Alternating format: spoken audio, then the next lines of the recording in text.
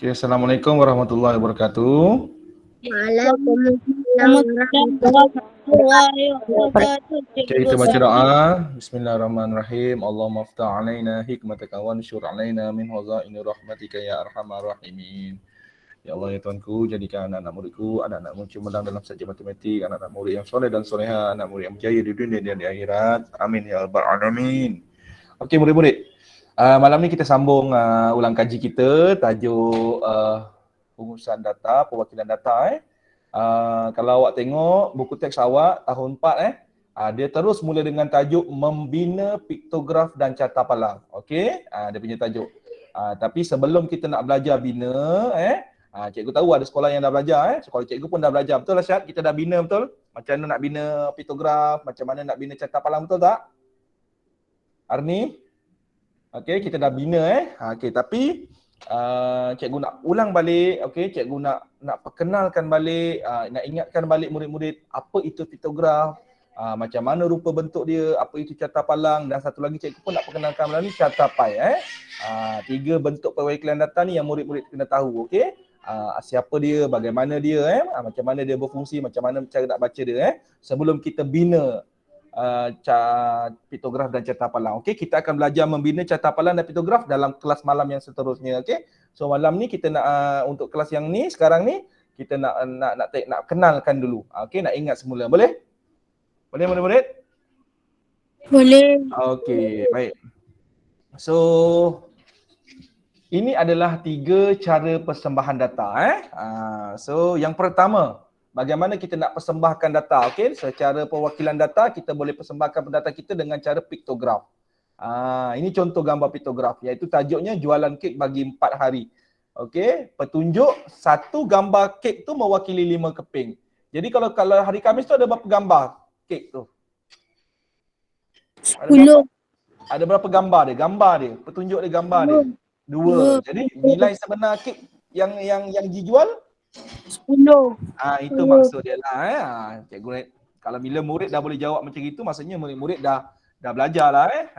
Okey, alhamdulillah lah tu. Maksudnya awak faham lah apa yang awak belajar. Dan yang kedua ialah carta palang.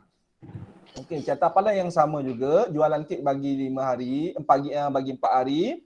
Okey, cumanya beza carta palang ni dia ada paksi di bawah tu paksi mengufuk tu dia letakkan nama hari. Paksi mencancang yang ke atas tu diletakkan bilangan dan dia menggunakan skala naik 5-5. Okey, bermula dengan sifar, dia naik 5, 10, 15. Maksudnya dia naik 5-5 lah. Okey. Dan yang ketiga yang ni kena tahu jugalah, walaupun tak ada dalam syllabus tapi abang-abang kakak awak belajar ni carta pai ni Apa itu carta pai? Ni gambar dia. Okey, ni lari sikit gambar cikgu ni dia terlari sikit. Okey, so dia bagi macam gitulah kan kalau carta pai dia bagi dalam bentuk macam itu. Okey. Ui, ramai malam ni Okey, terima kasih Arni, Izaris, Alisha, Akif, Asyar, Asif dan Fakia. Alhamdulillah. Tahniah. Okey, baik. So itu gambar carta pai. Okey, baik. So kita nak kenal piktograf malam ni. Okey. Apa itu piktograf? Okey, tengok contoh sekarang Okey, tengok sekarang ni gambar piktograf kita jualan kek bagi 4 hari. Okey. Hari Khamis 2 gambar, hari Jumaat 1 gambar, hari Sabtu 3 gambar kek, 3 keping potong kek, gambar 3 keping Okey, hari Ahad 4 gambar Okey, petunjuk. Dalam piktograf dia ada petunjuk. Okey, satu gambar kek tu mewakili 5 keping. Jadi dia tak tulis lah 5 keping tu betul-betul maksudnya dia letakkan satu gambar tu ada perwakilan dia. So dia mewakili 5. So kalau hari Khamis tu awak tengok dia ada letak kedua gambar. Maksudnya pada hari Khamis tu dia telah jual sebanyak 10 keping kek. Kenapa jadi 10? Sebab ada 2 gambar. Okey. Satu gambar mewakili 5. Jadi kalau ada 2 gambar keping kek tu nilainya adalah 10. Okey, boleh murid-murid Okey, alhamdulillah malam ni tahun 6 pun ada, tahun 5 pun ada. Boleh, tak kisah. Siapa nak join tak kisah. Kalau kelas tahun 4, tahun 5, tahun 6 nak join boleh. Cikgu tak ada masalah. Kalau kelas tahun 5, kelas tahun 6, tahun 4 nak join, cikgu macam tak galakkan sangat. Kenapa? Sebab awak belum belajar. Okey. Tapi kalau nak join pun apa salahnya Tapi sekadar boleh mendengar je lah dulu Alright, baik. So dalam piktograf atas sekali itu dipanggil sebagai tajuk. Okey, kemudian tu gambar dia dan ini yang paling penting tadi cikgu dah terangkan dulu. Itu dipanggil petunjuk, okey? So faham macam mana petunjuk? Faham. Alright. So jualan kek pada Khamis ialah 10 keping. Macam mana nak dapatkan nilai 10 keping tu? 5 tambah 5. Kenapa 5 tambah 5? Sebab satu gambar tu mewakili 5. So 5 tambah 5 sama dengan 10. Ataupun kita boleh gunakan operasi darab. Kenapa? Sebab 5 tambah 5 tu tambah berulang-ulang nombor yang sama. Maka 2 darab 5 sama dengan 10 pun boleh juga. Itu cara nak dapatkan dia. Nilai sebenar jualan kek pada hari Khamis. Boleh faham murid-murid? Boleh. Cikgu. Okey, so sekarang ni, apa itu piktograf? Piktograf ini dikenali sebagai carta gambar. Itu maklumat penting. Okey? Carta gambar. Okey. Okey, baik. Terima kasih Zakaria dapat join kita malam ni. Alhamdulillah. Okey, piktograf juga merupakan ilustrasi data yang menggunakan gambar ataupun simbol yang sama bentuk dan sama saiz. Ingat tu, bentuk dia mesti sama. Kalau guna gambar kek tadi, semua sampai hari Jumaat pun guna gambar yang sama. Dan bentuk dia tu mesti sama saiz. Bila kita lukiskan dia dalam bentuk data tu, mesti sama saiz. Tak boleh kalau buat bulat, ada bulat kecil, ada bulat besar, tak boleh. Itu kena tahu. Itu syarat penting kalau nak buat piktograf. Bagi mewakili frekuensi ataupun kekerapan sesuatu perkara ataupun item. Contoh macam tadi hari Khamis, dia jual 10 keping. Betul? Maka dia lukiskan 2. Kenapa? Sebab satu gambar dia kata dia tetapkan 5, maka kalau 2 gambar tadi 10. So dia lukis 2 je lah. Berdasarkan petunjuk tadi tu. Okey, jom kita tengok sama-sama apa yang cikgu terangkan. Masukkan data dalam jadual. Okey, hari dia lah. Khamis, Jumaat, Sabtu, Ahad. So bilangan keknya ialah 2 darab 5, 10. Kenapa 2? Sebab ada 2 gambar tadi. Kenapa darab 5? Kenapa darab 5? Sebab ada satu gambar je. Sebab dia ada satu gambar? Oh, salah tu. 2 tu kenapa 2 tu? 2 tadi. 2. Yang 2, okey, tengok hari Khamis tu. Tengok yang hari Khamis tu, 2 darab 5. 2 tu siapa? Siapa boleh beritahu cikgu? Yang 2 tu. Gambar kek. Gambar kek. Darab 5. 5 tu siapa? Petunjuk. Petunjuk tadi. Apa petunjuk kita tadi? Anisha? Anisha? Petunjuk kita tadi apa dia kata? Satu gambar mewakili 5. Okey? Sebab itu 2 darab 5 dapat 10 lah. Hari Jumaat, 1 darab 5 dapat 5. Hari Sabtu, 3 darab 5 dapat 15. 15. Okey, hari Ahad, 4 darab 5 dapat 20. Okey, siapakah 4? Bilangan kek. Bilangan kek salah. Gambar kek. Gambar kek ataupun ilustrasi data, Gambar kek. gambar ataupun simbol yang sama bentuk, yang sama saiz, yang dilukiskan pada hari Ahad. Itu kita boleh jawab macam itu. Gambar ataupun simbol yang dilukis pada hari Ahad. Ada 4 gambar. Darab 5, kerana apa 5? Sebab satu gambar mewakili 5. So 4 darab 5, 20. Okey. So kita buat cerita, kita nak apa ni, analisis maklumat dia. Okey. So jualan kek pada hari Khamis ialah 10. 10 keping, maka pada hari Sabtu ialah 15 keping. 15 keping. Itu cara baca data daripada piktograf. Boleh murid-murid? Boleh. Okey, jualan kek pada hari Ahad adalah paling laris. Betul tak? Betul. Ya, sebanyak berapa keping? 20 keping. 20 keping. Dan jualan kek pada hari Jumaat yang paling sedikit hanya dapat jual berapa? 5 keping. 5 keping. Biasalah kalau orang berniaga ni ada hari jual banyak, ada hari jual sikit. Itulah cabaran berniaga.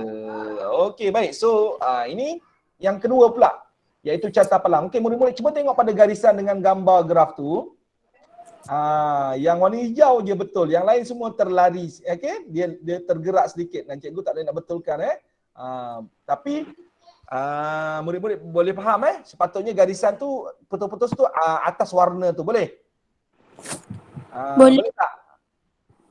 Contoh macam yang warna hijau tu, warna hijau tu berapa bacaan dia tu? 4. 4. Yang warna oranye tu 12, yang warna merah jingga tu 16 kemudian yang nombor 20 tu yang nombor 20 pula, yang warna biru tu 20. Boleh Boleh. Okey, alhamdulillah. So okey, kita tengok carta pulang pula. Carta pulang pula. Nak pulang pergi mana? Okey. Dalam carta palang yang paksi menegak ke atas itu dipanggil sebagai paksi mencancang. Kena tahu nama dia.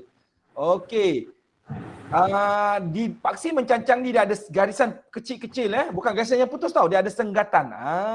Senggatan tu kita letakkan nombor skala. Itu kita kena tahu, itu namanya senggatan. Boleh murid-murid? Boleh.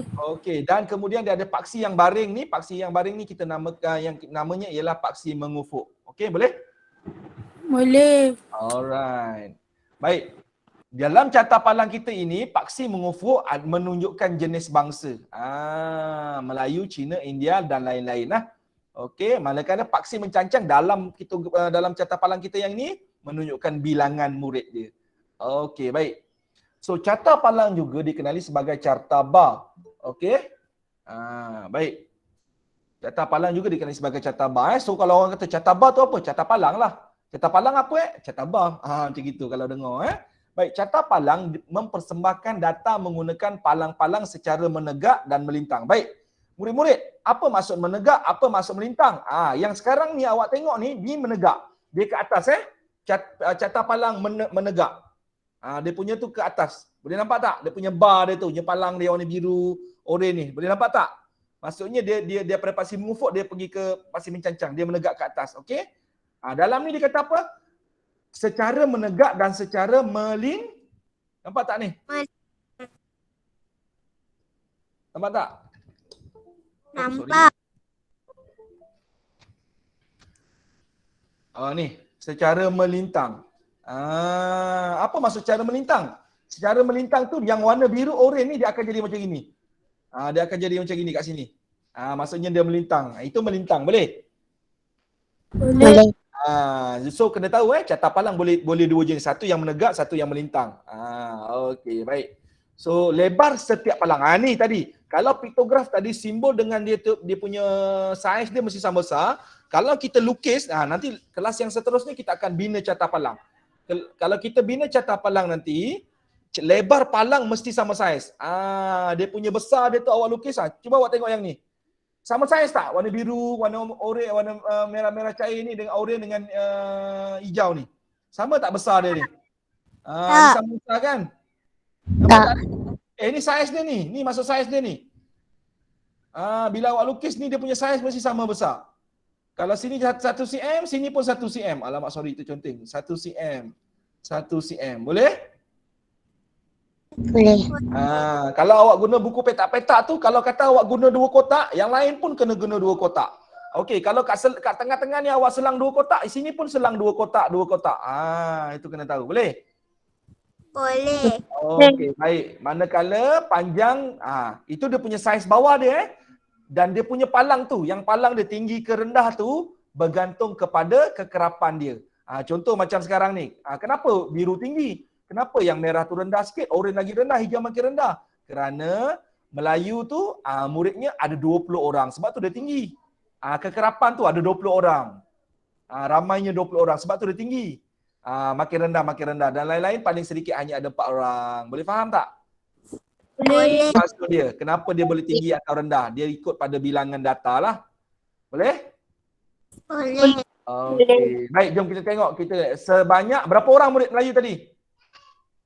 20. Betul. Okey, kemudian berapa orang murid bangsa Cina? Ingat tak tadi? Berapa tu murid bangsa Cina? 16. Okey, 16 murid bangsa Cina. Okey, India? India berapa tadi? Siapa ingat? India 12 orang. Dan murid bangsa lain-lain? 4. Ya, bagus Izharis. Izharis Betul? Yes. 4 orang. Bagus Itu maksudnya peka, prihatin. Okey, baik. So dia kata, okey, beza antara bilangan murid Melayu dengan bangsa India ialah berapa orang? Berapa? Siapa boleh jawab? Beza bilangan murid Melayu dengan murid bangsa India. Berapa orang beza dia?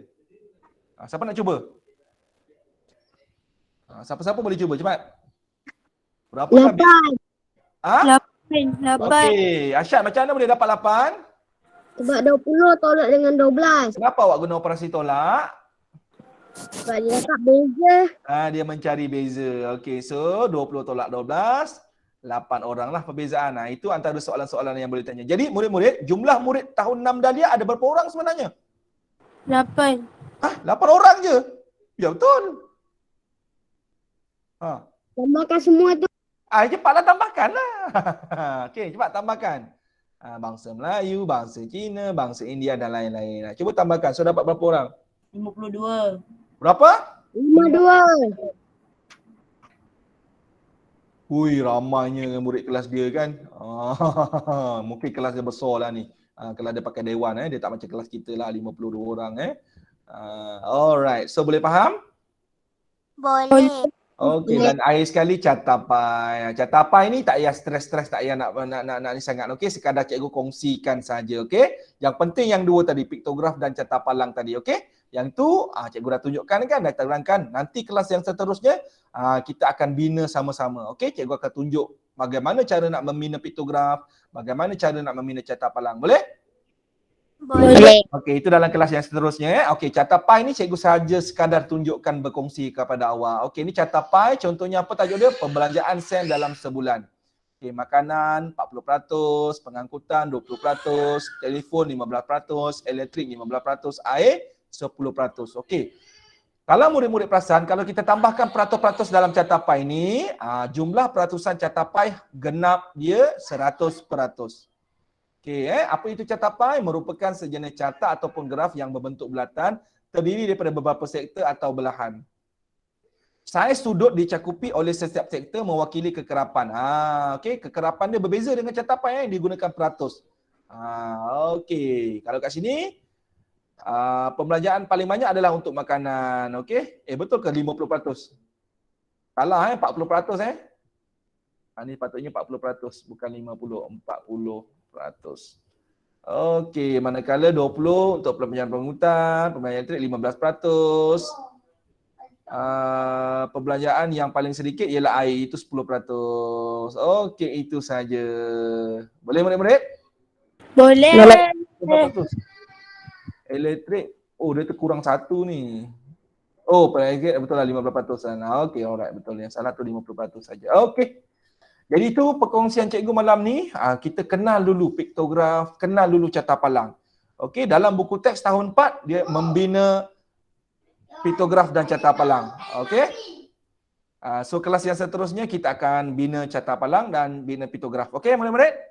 Okey, ada apa-apa nak tanya tak? Tak ada. Kalau tak ada, itu sahaja kelas kita malam ni. Kita jumpa dalam kelas yang seterusnya.